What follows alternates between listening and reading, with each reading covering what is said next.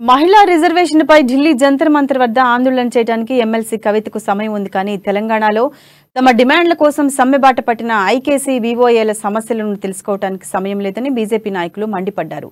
నిజామాబాద్ జిల్లాలోని ధర్నా చౌక్ వద్ద గత 16 రోజులుగా సమ్మెబాట పట్టిన ఐకేసీ వివోఏలకు నిరసనకు బీజేపీ నేతలకు మద్దతు తెలిపారు. తక్షణమే వీరి న్యాయమైన డిమాండ్లను నెరవేర్చాలని బీజేపీ నాయకులు డిమాండ్ చేశారు.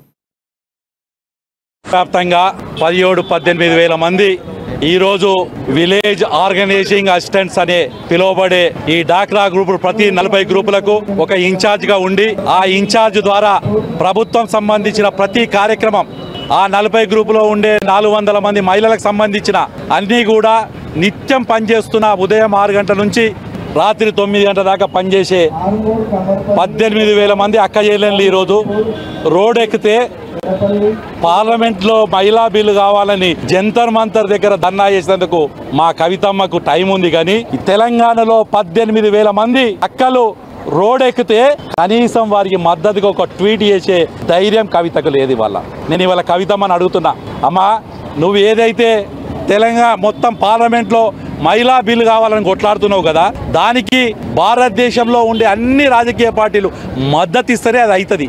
కానీ నీ అయ్య చేతిలో ఉన్న పెన్ను సంతకం పెడితే గిడ కూర్చున్న 18 మంది